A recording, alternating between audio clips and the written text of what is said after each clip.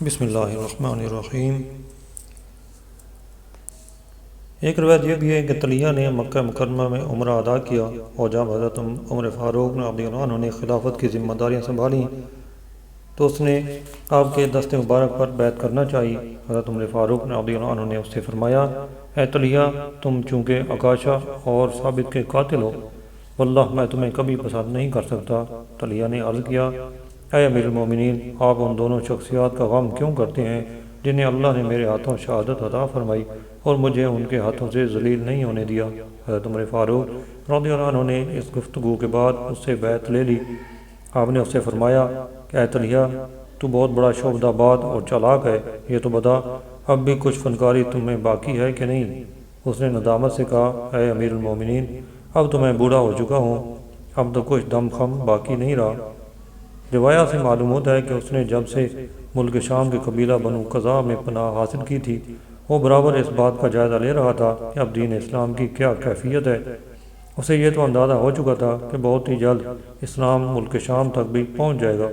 وہ جس قبیلہ میں مقیم تھا اس میں بھی کچھ لوگوں نے اسلام قبول کر لیا تھا۔ طلحہ ان لوگوں سے دریافت کیا کرتا تھا کہ اگر وہ دوبارہ اسلام قبول کر لے تو کیا اسے امیر المومنین معاف فرما دیں گے؟ اس اطمینان کے بعد کہ اسے کچھ نہیں کہا جائے گا، اس نے اسلام قبول کر لیا اور مکہ مکرمہ میں عمرہ کی غرض سے گیا۔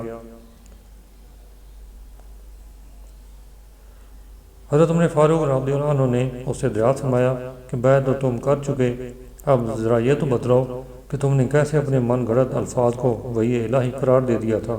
طلحہ نے عرض کیا، اے امیر المومنین، آپ میری کون سی وحی کا ذکر فرما رہے ہیں؟ حضرت فاروق اعظم رضی اللہ عنہ نے ارشاد فرمایا، اے طلحہ، جس میں تم نے نماز کا مذاق اڑایا تھا اور کہا تھا اللہ تعالیٰ تمہارے منہ پر خاک رگڑنے سے مستثنیٰ ہے اور وہ تمہاری پشت کی خمیدگی سے بھی بالکل بے نیاز ہے، وہ جہاز تو صرف دودھ کے اوپر ہی اچھا لگتا ہے، تم لوگ اللہ کو صرف پرہیزگاری کے ساتھ کھڑے ہو کر یاد کیا کرو۔ یہ سن کر طلحہ نے ندامت سے عرض کیا، اے امیر المومنین، یہ تو کفر کے ذلیل ترین فطروں میں سے ایک فتنہ تھا، اس فتنہ کو اللہ تعالیٰ نے معدوم فرما دیا، اب مجھ پر اس کے بعض عناصر کی وجہ سے کوئی الزام نہیں۔ اس کے بعد حضرت عمر فاروق رضی اللہ عنہ نے ارشاد فرمایا، اے طلحہ، یہ تو بتلاؤ اب تیری غیب دانی کا کیا حال ہے؟ طلحہ نے عرض کیا، اے امیر المومنین، اس کے بھی اب 2-4 دام باقی رہ گئے ہیں۔ یہ سن کر حضرت عمر فاروق نے اس کو اجازت عطا فرما دی، جس کے بعد طلحہ نے خود کو واقعتاً پرسکون محسوس کیا کہ چلو اب اپنے قبیلہ میں جانا آسان ہو جائے گا۔ اسے یوں محسوس ہوا کہ جیسے اس کے سر سے ایک بہت بڑا بوجھ اتر گیا ہے۔ اس نے جب سے اسلام قبول کیا تھا اسے صرف یہی فکر تھی کہ اس کی ملاقات کسی بھی طرح امیر المومنین عمر بن خطاب سے ہو جائے۔ اپنی اس کوشش میں کسی حد تک کامیاب بھی رہا۔ اسے جلد ہی معلوم ہو گیا کہ اب زیادہ بحث و مباحثہ مناسب نہیں، کیونکہ حضرت فاروق اعظم فضول قسم کی گفتگو قطعاً پسند نہیں فرماتے۔ چنانچہ اس نے 90 تلیہ الفاظ میں جو بھی کہنا تھا کہہ ڈالا۔ ایک روایت یہ بھی ہے کہ حضرت عمر فاروق سے رخصت ہو کر وہ اپنے قبیلہ میں واپس آیا اور اپنے گناہوں پر اظہار ندامت کرتا رہا۔ جن دنوں عراق اور ایران پر مسلمانوں نے قبضہ کرنا شروع کیا تھا، طلحہ بھی ان جنگوں میں شریک رہا اور بڑی بہادری دکھائی، مگر وہ اس کے بعد کہاں گیا یہ تاریخ میں کچھ نہیں مل سکا۔ تاریخ طبری میں ابن سیرین کا ایک بیان نقل ہے کہ اہل بزاخہ کی ہزیمت کے بعد بنی عامر نے کہا کہ ہم پھر اس دین میں داخل ہو جاتے ہیں جس کو ہم نے ترک کر دیا تھا۔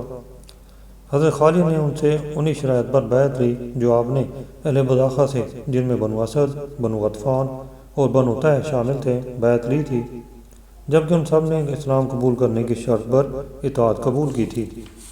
حضرت خالد بن ولید رضی اللہ عنہ نے بنو اسد، بنو غطفان، بنو حوازن، بنو سلیم اور بنو طے سب پر یہ شرط لازم کر دی تھی کہ وہ ان تمام لوگوں کو جنہوں نے زمانے ارتداد میں اپنے یہاں کے مسلمانوں کو زندہ جلایا تھا اور ان کے جسموں کے ٹکڑے ٹکڑے کیے تھے اور دیگر بہت سے مظالم کیے تھے، ان کے حوالے کر دیں۔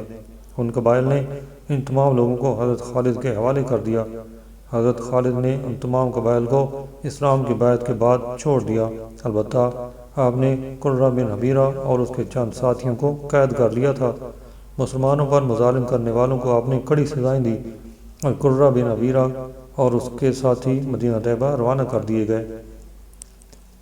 ابو یعقوب سے مروی ہے کہ غطفان کے شکست خوردہ اور مفروع لوگ ام رمل سلمہ کے پاس جمع ہو گئے تھے۔ یہ عورت مالک بن حذیفہ بن بدر کی بیٹی تھی۔ یہ اپنی ماں ام کرفہ بنت ربیہ سے بالکل مشابہ تھی۔ ام کرفہ مالک بن حذیفہ کی بیوی تھی اور اس کے بدن سے مالک کی اولاد کرفہ، حکمہ، جراشہ، ام زمل، حسین، شریک، عبد، ظفر، معاویہ، حملہ، قیس اور لائع پیدا ہوئی تھیں۔ یہ تمام مفروع سلمہ کے پاس جمع ہو چکے تھے، جس کے پاس اس کی ماں ام کرفہ کا اونٹ بھی تھا۔ یہ سب لوگ جب اس کے پاس جمع ہو گئے تو اس عورت نے ان سب کو ان کے شکست پر غیرت دلائی اور حضرت خالد کے ساتھ جنگ کرنے پر آمادہ کیا۔ یہ لوگ جب آمادہ ہو گئے تو پھر تمام تر شکست خوردہ عناصر ان کے پاس جمع ہونا شروع ہو گئے۔